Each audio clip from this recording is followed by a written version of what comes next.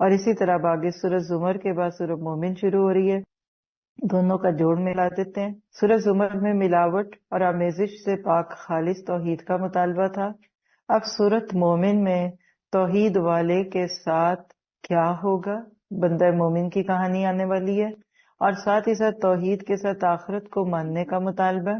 سورۃ زمر میں جنتیوں کی بات تھی، سورۃ مومن میں اللہ کی 3 شانوں کا ذکر ابھی شروع میں آنے لگا پہلی آیتوں میں، جن کے ساتھ تعلق رکھنے والے کل انشاءاللہ جنتوں میں داخل کیے جائیں گے۔ آئیے دیکھتے ہیں، نام سورت کا ہے مومن، 85 آیات ہے۔ یہاں ایک بڑی اہم بات آگئی، اس تعویذ کو نوٹ کر لیجئے گا۔ حامیم سے شروع ہونے والی 7 صورتوں میں سے پہلی صورت سورت مومن، ایسی صورتوں کے مجموعے کو حوامیم کہتے ہیں۔ سورت مومن، حامیم سجدہ، پھر اسی طرح سے سورت زخرف، دخان، شورا، احقاف اور جاسیہ، یہ قرآن کے حوامیم ہیں اور ان کی بڑی خوبیاں ہیں۔ بس یہ کہہ لیں کہ یہ جنت کے باغ ہیں جن میں چرتے چگتے کھاتے پیتے گزر جائیے۔ اس صورت کا ایک دوسرا نام غافر بھی ہے، پہلی آیتوں میں آ جائے گا۔ یہ اس دور میں نازل ہوئی جب ہجرت حبشہ ہو چکی تھی، مشرکین قریش اقتدار کے نشے میں چور تھے، اس لیے ان کو حامان اور قارون کی مثالیں دے کر ظلم اور ستم سے منع کیا جا رہا ہے۔ نبی صلی اللہ علیہ وسلم سے بحث مباحثے مت کرو۔ اس میں ایک سچے مومن کا قصہ بیان کر کے ایمان کی طاقت اور مجھے ہے حکم ازاں اور حق تو یہ ہے کہ حق ادا نہ ہوا، یہ ساری باتیں سجھائی جا رہی ہیں۔ تقریباً 10 نبی کے ارد گرد کا دور ہے۔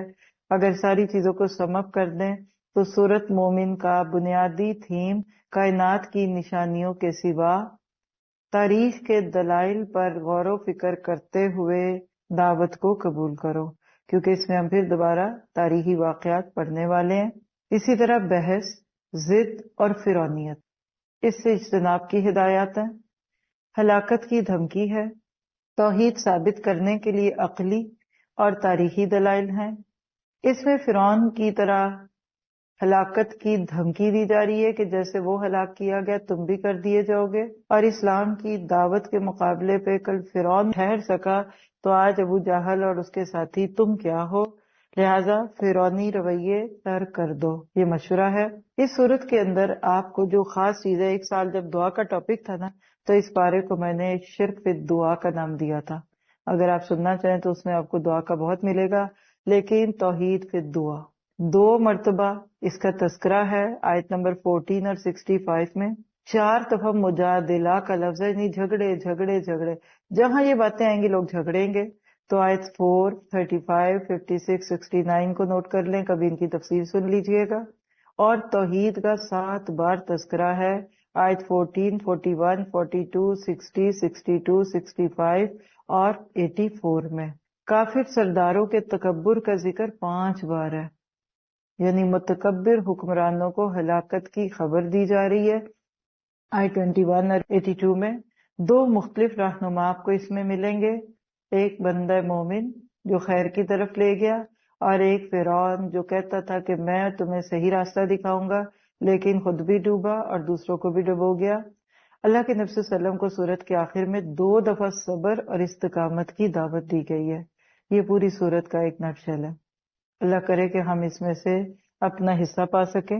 آئیے دیکھتے ہیں، بسم اللہ الرحمن الرحیم، رکوع نمبر 1، 1 to 9، ایمان والوں کا بلند مرتبہ۔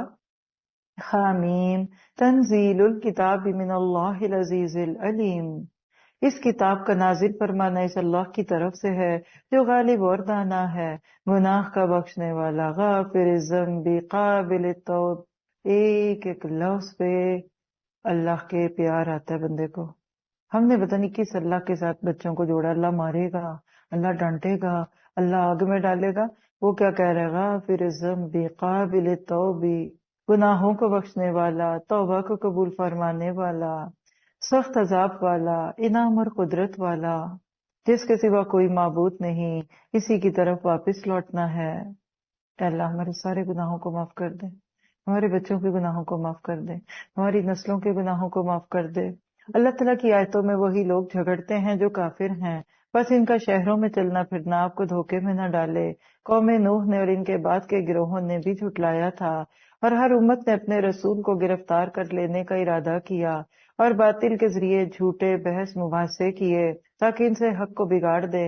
بس میں نے انہیں پکڑ لیا، سو میری طرف سے کیسی سزا ہوئی۔ اور اسی طرح آپ کے رب کا حکم کافروں پر ثابت ہو گیا کہ وہ دوستی ہیں۔ اب یہاں فرشتوں کی دعائیں لینے کا نسخہ سنیے گا اور اس پہ دعا بھی کریے گا کہ اللہ ہمیں فرشتوں کی دعائیں لگ جائیں۔ عرش کے اٹھانے والے اور اس کے پاس کے فرشتے اپنے رب کی تسبیح ہم کے ساتھ کرتے ہیں اور اس پر ایمان رکھتے ہیں اور ایمان والوں کے لیے استغفار کرتے ہیں، کہتے ہیں ہمارے پروردگار تو نے ہر چیز کو اپنی بخشش اور علم سے گھیر رکھا ہے، بس انہیں بخش دے جو توبہ کریں، جو تیری راہ کی پیروی کریں، اور تو انہیں دوزخ کے عذاب سے بھی بچا لے۔ ذرا آپ بھی یہ دعا مانگ لیں اور اللہ سے دعا کریں کہ اللہ ہمیں فرشتوں کی ان دعاؤں کا حقدار کر دے۔ ربنا وسعت کل شیء رحمہ وعلما فاغفر للذین تابوا، دیکھیے پچھلی صورت میں کیا تھا، الذین اسرفوا علی انفسہم، یہاں کیا تابوا واتبعوا سبیلک، اگلا درجہ، پچھلوں پہ معافی مانگ لی، آئندہ کے لیے اللہ کے رستے پہ چلنے لگ گئے۔ وقہم عذاب الجحیم فاغفر للذین تابوا واتبعوا سبیلک وقہم عذاب الجحیم۔ کتنا بڑا تحفہ ہے توبہ کا، لکھیں جملہ، توبہ کرنے والا عرش کے فرشتوں کی دعائیں پاتا ہے۔ اور آپ کہتے ہیں فرشتوں میں سب سے اعلیٰ مقام جو آگے جا کے ہونے والا ہے وہ کن کا ہے؟ عرش کے اٹھانے والے فرشتوں کا۔ اے ہمارے رب تو انہیں ہمیش کی والی جنتوں میں لے جا۔ ایسے تو ہاتھ اٹھا اٹھا کے ماں باپ بھی نہیں دعا دیتے، اور اگر دیتے ہیں تو دیکھیے یا تو فرشتوں کی دعائیں ہیں۔ کون سی جنت ہے جن کا تو نے ان سے وعدہ کیا ہے، اور ان کے باپ دادوں اور بیویوں اور اولادوں میں سے بھی ان سب نے جو نیک عمل کیے ہیں، یقیناً تو غالب اور با حکمت ہے، اور انہیں برائیوں سے بھی محفوظ رکھ۔ حق تو یہ ہے کہ تو نے جسے برائیوں سے بچا لیا اس پر تو نے رحمت کر دی، اور بہت بڑی کامیابی تو یہی ہے۔ بولیے حق تو یہ ہے کہ حق ادا نہ ہوا۔ یہ دیکھیے اللہ تعالیٰ کی شان نے اس رکوع میں غافر الذنب، یہ پہلا درجہ ہوتا ہے، اپنی رحمت سے گناہوں کو ڈھانپ لینے والا۔ یہ جو ذنب ہے نا، یہ ٹیل کو کہتے ہیں، دم، گناہوں کا دم چھلا لوگوں کے پیچھے لگا ہوتا ہے، اللہ جا کر اس کو اپنی رحمتوں سے چھپاتا ہے۔ قابل التوب، بے اختیاری غلطیوں کو معاف کرنے والا۔ شدید العقاب، فاسقوں کو سخت سزا دینے والا۔ اور ذی الطول، اپنے بندوں پر کثیر احسان کرنے والا۔ حضرت عمر فاروق کو ایک موقع پہ خبر ملی کہ ان کے مقرر کردہ کسی گورنر میں کچھ خرابیاں ہیں، یہ وہ جو کہ نہیں ہونی چاہیے تھی۔ انہوں نے فوراً ایک رکا لکھا اور اس کے اوپر یہ آیتیں لکھی، کچھ بھی ڈانٹ نہیں، کچھ نہیں کہا، اس کو ریپ کیا، گھوڑ سوار کے ہاتھ بھیجا، اسے کہو کہ فوراً یہ اس کو دو اور اس کا جواب لے کر آؤ۔ جو ہی اس گورنر نے یہ آیتیں کھولی، یہ رکا کھولا، یہ پڑھا، ہچکیاں لے لے کے رویا، فوراً حضرت عمر کے پاس آ کے معافیاں مانگی۔ یہ ہوتا ہے اولادوں کو نصیحت کرنے کا طریقہ۔ قرآن کی ایک آیت، اور ماں کو آئے گی تو بتائے گی نا، پھر مولوی صاحب کے پیچھے بھاگنا اور درس والی بازی کے پاس جانا ہے، کیا دعا کروں، کیا وظیفہ کروں۔ بچے کو بتانا چاہیے کہ آپ کو یہ دعائیں آتی ہیں۔ پھر آپ دیکھیے آیت 7 میں وَيَسْتَغْفِرُونَ لِلَّذِينَ آمَنُوا، فرشتے ایمان والوں کے لیے بخشش کی دعا کرتے ہیں۔ کتنی بڑی بات ہے، ہم ایک دوسرے کے لیے بھی کر دیں تو قبول ہوگی۔ چلے ایک دوسرے کے لیے دعا کریں۔ اب آپ نے کی، دوسرے نے سنی، کیا پتا آپ کے اور اس کی دعا کی قبولیت میں کوئی رکاوٹ ہو۔ دل کا کینہ دعاؤں کو قبول نہیں ہونے دیتا۔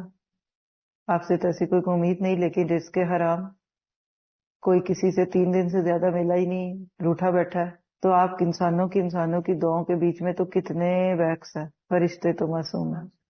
تو کیا کرنا ہے؟ فیتھ ان ایکشن، ایسے طریقے سے زندگی گزارنی ہے کہ انسان تو انسان، فرشتوں کی بھی دعائیں ملیں۔ اصل جدائی آخرت ہے، گھر والوں کے بھی ایمان کی فکر کرنی ہے کہ سب جنت میں اکٹھے ہو جائیں۔ بڑی بوڑھیاں ایک دعا دیا کرتی تھی، نانیاں دادیاں، اللہ تمہیں عرشوں کے بھاگ لگائے۔ یہ دعا عرشوں کے بھاگ لگانے والی دعا ہے، فرشتوں کی دعائیں۔ آگے رکو نمبر 2، 10 سے 20، قیامت کے دن غفلت کے پردے چاک ہو جائیں گے۔ ان الذین کفروا ینادون لمقت اللہ اکبر، بے شک جنہوں نے کفر کیا انہیں آواز دی جائے گی کہ یقیناً اللہ کا تم سے بیزار ہونا اس سے بہت زیادہ ہے۔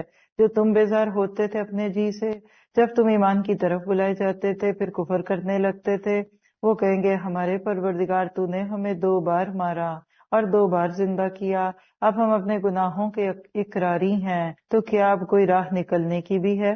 یہ عذاب تمہیں اس لیے ہے کہ جب صرف اکیلے اللہ کا ذکر کیا جاتا تو تم انکار کر دیتے تھے، اور اگر اس کے ساتھ کسی اور کو شریک کیا جاتا تو تم مان لیتے تھے۔ بس اب فیصلہ اللہ بزرگ اور برتر کا ہی ہے، وہی ہے جو تمہیں اپنی نشانیاں دکھلاتا ہے اور تمہارے لیے آسمان سے روزی اتارتا ہے، اور نصیحت تو صرف وہی حاصل کرتے ہیں جو اللہ کی طرف رجوع کرتے ہیں۔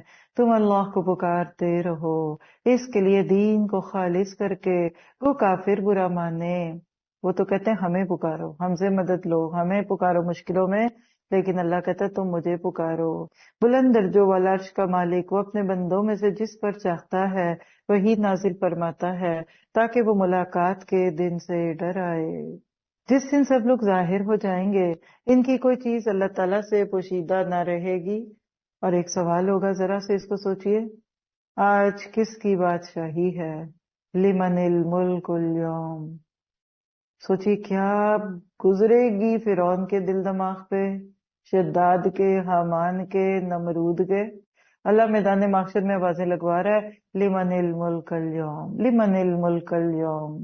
ہے ہی کوئی نہیں تو جواب دے، پھر خود ہی کہے گا للہ الواحد القہار، فقط اللہ واحد اور قہار کی۔ آج ہر نفس کو اس کی کمائی کا بدلہ دیا جائے گا، آج کسی قسم کا ظلم نہیں، یقیناً اللہ تعالیٰ بہت جلد حساب کرنے والا ہے۔ تو کہیے کہ حق تو یہ ہے کہ حق ادا نہ ہو، ساری زندگی سجدوں میں گر کے بھی گزار دی نا تو حق ادا نہیں ہوگا اللہ کی اس بادشاہت کا جس کے وہ لائق ہے۔ اور انہیں بہت ہی قریب آنے والی کے دن سے قیامت یعنی مراد ہے، آگاہ کر دے، یوم العاصفہ، قیامت کا ایک نام آ گیا، نوٹ کریں، پوری قرآن میں اب آگے بہت سارے آئیں گے، تو یہاں آپ دیکھیں یوم العاصفہ، کیا ہوگا اس دن جب کہ غم کے مارے دل حلق تک پہنچ جائیں گے اور سب خاموش ہوں گے، ظالموں کا کوئی دلی دوست ہوگا نہ سفارشی کہ جس کی بات مانی جائے، وہ آنکھوں کی خیانت کو اور سینوں کی پوشیدہ باتوں کو خوب جانتا ہے، اور اللہ تعالیٰ ٹھیک ٹھیک فیصلہ کرے گا۔ اس کے سوا جنہیں یہ لوگ پکارتے ہیں وہ کسی چیز کا فیصلہ نہیں کر سکتے، بے شک اللہ تعالیٰ خوب سنتا خوب دیکھتا ہے۔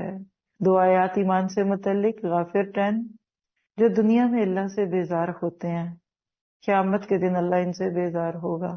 یہ دنیا میں کون بیزار ہوتے ہیں؟ یہ پھر نماز کا وقت آ گیا، یہ مولوی صاحب کو گیا، یہ ملا کی دوڑ اور فلاں فلاں، اور جب کبھی اللہ پکارے یا الذین آمنوا کہتے بس اب دورہ قرآن سن لیا، ہم آگے کوئی کمٹمنٹ نہیں کریں گے، اللہ اللہ کر کے دن گن گن کے تو گزارے ہم نے۔ تم بیزار ہو، جاؤ بھاگ جاؤ، اللہ بھی بیزار ہے۔ مشرک غیروں کو پکارتا ہے، ادھر وہ روایت آتی ہے جو بڑی دل کو چھو جاتی ہے، ایک بندہ صرف اللہ کو پکارتا ہے اور اس کو نہیں ملتا، فرشتے کہتے ہیں اللہ وہ بندہ تیرا اپنا، 23واں پارہ یاد کر لیں، اخلاص، غیر بھی نہیں ہے، تیرا ہی ہے، وہ کار بھی صرف تجھ کو ہی رہا ہے، 24واں پارہ، اس کو یقین بھی ہے کہ تو ہی دے گا تو دیتا کیوں نہیں؟ کہا فرشتوں جب یہ صرف مجھے پکارتا ہے اس وقت جو مجھے لذت ملتی ہے نا میں اس کو محسوس کرنا، تو وہ جیسے آپ بچے کو کبھی جان بوجھ کے کینڈی نہیں دیتے نا، اور اچھلے اور اونچا جائے اور پھر آپ اور اوپر اڑو، پھر اور اوپر اوپر آپ ہاتھ کرتے رہتے ہیں، جب آپ دیکھتے نا وہ شروع ہونے لگا ذرا منہ کھول کے لو پکڑ لو۔ اپنے بچوں سے مانگنا سیکھے، یہ ہے توحید فی دعا۔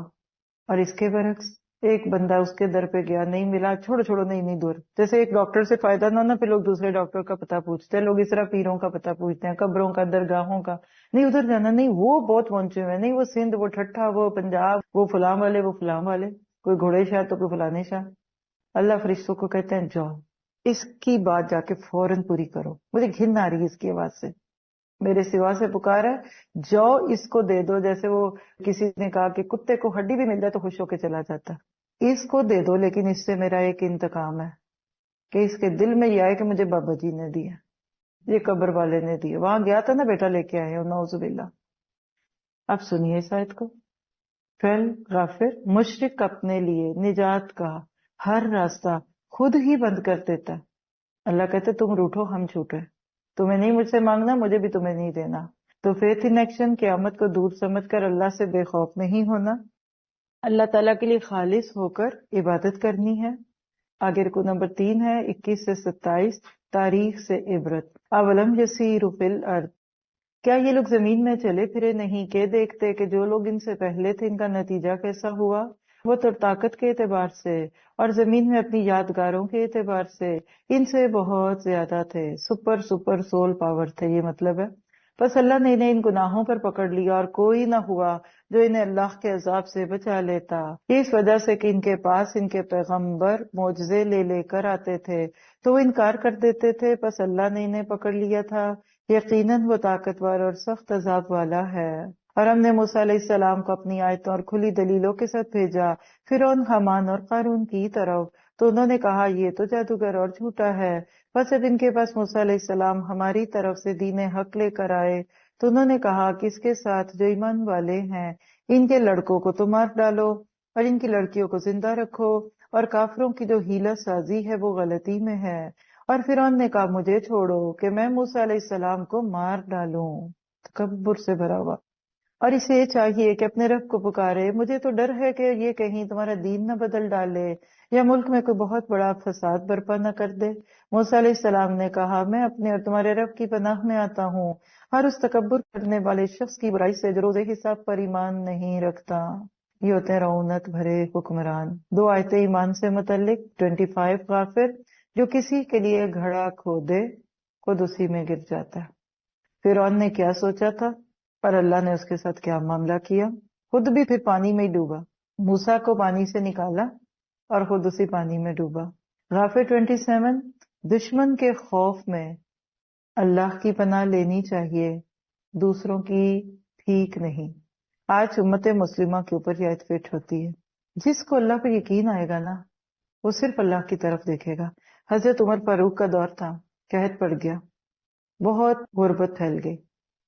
جب دیکھا کہ لوگ بھوک سے مر رہے ہیں تو قریب کی نان مسلم ریاست والے کو خط لکھا کہ کچھ مدد کیجیے۔ وہ تو شکر کرتے ہیں، وہ تو چاہتے ہی ہیں کہ اب اللہ کی بجائے ان سے مانگے۔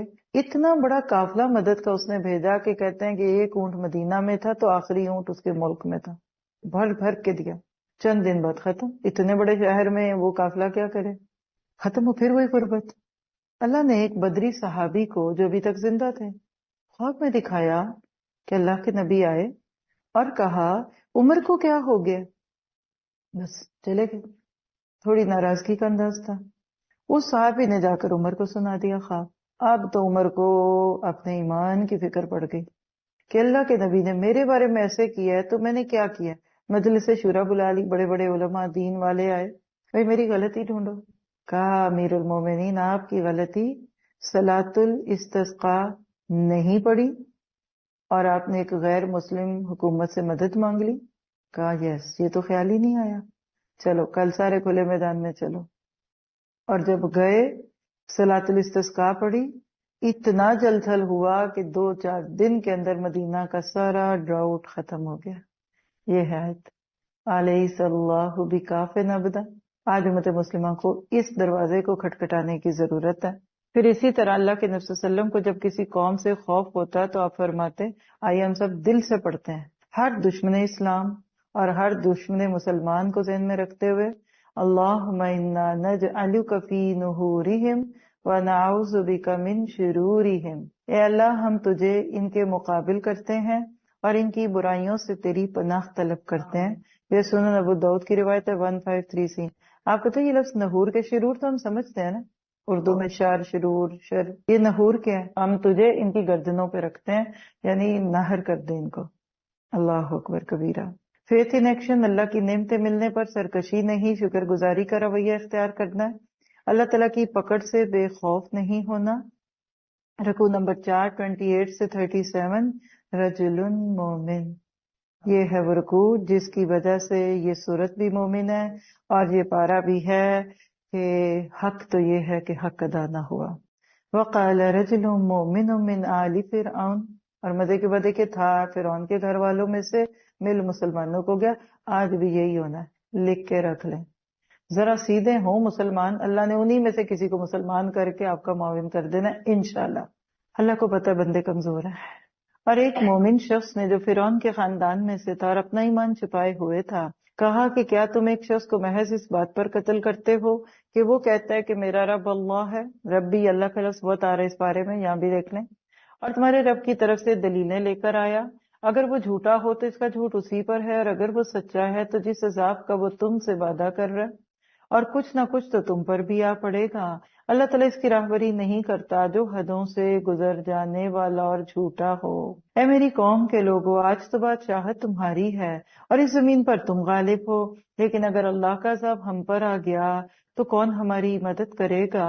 فرعون بولا، میں تو تمہیں وہی رائے دے رہا ہوں جو خود دیکھ رہا ہوں، اور میں تو تمہیں بھلائی ہی کی راہ بتلا رہا ہوں۔ نوٹ کیجئے، اوور کانفیڈنٹ ہے، کہتے میرا تو کلچر ہی بڑا اچھا ہے۔ پیچھے پڑا تھا اپنے طریقۃ المثلیٰ کی بات تھی، جہاں کہنے لگا سبیل الرشاد۔ اس مومن نے کہا کہ اے میری قوم کے لوگوں، مجھے تو اندیشہ ہے کہ تم پر بھی ویسا ہی روز وقت نہ آئے جو اور امتوں پر آیا، جیسے امت نوح، عاد اور سمود اور ان کے بعد والوں کا حال ہوا۔ اللہ اپنے بندوں پر کسی طرح کا ظلم نہیں کرنا چاہتا۔ تصور کی نگاہ سے سوچئے، سامنے فرعون ہے اور یہ بندہ، یہ ہے مجھے ہے حکم ازا، یہ ہے جابر سلطان کے سامنے کلمہ حق کہنا۔ اور اے میری قوم، مجھے تم پر قیامت کے دن کا بھی ڈر ہے، جس دن تم پیٹ پھیر کر لوٹو گے، تمہیں اللہ سے بچانے والا کوئی نہ ہوگا، اور جسے اللہ گمراہ کر دے اس کو ہدایت دینے والا کوئی نہیں۔ اور اس سے پہلے تمہارے پاس حضرت یوسف دلیلیں لے کر آئے، پھر بھی تم ان کی لائی ہوئی دلیل میں شک و شبہ ہی کرتے رہے، یہاں تک کہ جب ان کی وفات ہو گئی تو کہنے لگے کہ ان کے بعد تو اللہ کسی رسول کو بھیجے گا ہی نہیں۔ اسی طرح اللہ گمراہ کرتا ہے ہر اس شخص کو جو حد سے بڑھ جانے والا، شک و شبہ کرنے والا ہو، جو بغیر کسی سند کے جو ان کے پاس آئی ہو اللہ کی آیتوں میں جھگڑتے ہیں۔ اللہ کے نزدیک اور مومنوں کے نزدیک یہ تو بہت بڑی بیزاری کی چیز ہے۔ اللہ تعالیٰ اسی طرح ہر مغرور سرکش کے دل پر مہر کر دیتا ہے۔ فرعون نے کہا، اب اس کو تو غصہ آ گیا، اس کی تونا پہ پاؤں پڑ گیا نا، اے حامان، میرے لیے ایک بالا خانہ بنا، شاید کہ میں ان میں دروازوں تک پہنچ جاؤں۔ اب ذرا مذاق اڑانے کا انداز دیکھیے، جو آسمان کے دروازے ہیں، اور موسیٰ کے معبود کو جھانک لوں۔ دیکھیے ذرا کیسا ڈسکریسنگ سٹائل ہے، اور بے شک میں سمجھتا ہوں کہ وہ جھوٹا ہے۔ فن۔ اور اسی طرح فرعون کی بد کرداریاں اسے بھلی دکھائی دیں، اور راہ سے روک دیا گیا، اور فرعون کی ہر حیلہ سازی تباہی ہی میں رہی۔ ہر دور کے حکمرانوں کا یہی حال ہوتا ہے۔ ایک فلائٹ میں ایک رشین صدر تھا، اور اس کے ساتھ جو اخباری نمائندے ہوتے ہیں وہ بھی تھے، کہیں ٹرپ جا رہا تھا۔ تو آپ کہتے ہیں نا کہ اس دور کا جو رشیا تھا خاص طور پہ، وہ تو ایتھیسٹ تھے، اور سوشلزم اور جو بھی کمیونزم آپ جانتے ہیں، اللہ کو نہیں مانتے تھے۔ جو نمائندے تھے نا ساتھ، ان میں سے ایک مسلمان تھا۔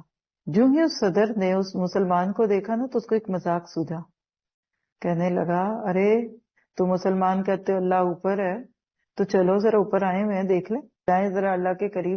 اب ہم ہوتے تو پریشان، شرمندہ۔ اس نے کہا، جی پریزیڈنٹ، یس، جہاز کی کھڑکی کھولیے، آپ کو آگے ہی دکھے گا۔ اللہ اکبر، یہ ہے فرعونیت، یہ تکبر ہے۔ ایمان سے متعلق 3 آیات، فاتر 28، ظالم بادشاہ کے سامنے کلمہ حق کہنا سب سے بڑا جہاد ہے۔ غافر 30، دعوت حق میں انذار بھی کرنا پڑ جاتا ہے۔ اور یہاں یوم التناد آیت 32، چیخو پکار کا دن، قیامت کا نام۔ پیچھے کیا بتایا آپ کو؟ یوم العازفہ، قریب آنے والا۔ تناد نادا ینادی سے نادیا، ندا، منادی، چیخ رہے ہیں، پکار رہے ہیں۔ کوئی بھی اللہ نہ کرے حادثہ ہوا ہو تو اس وقت کو ذہن میں لا کر سوچئے۔ پھر 35 آیت ایمان سے متعلق، تکبر اور سرکشی سے دلوں میں مہر لگ جاتی ہے۔ کذالک یطبع اللہ علی کل قلب متکبر، دعا کیجئے کہ دلوں کے اندر سے بڑائی نکل جائے۔ فیتھ ان ایکشن، دین کے کسی معاملے میں بغیر دلیل کے بات نہیں کرنی، تکبر اور سرکشی سے بچنا ہے۔ اب کچھ لوگ کہتے ہیں قبر کا عذاب نہیں ہے،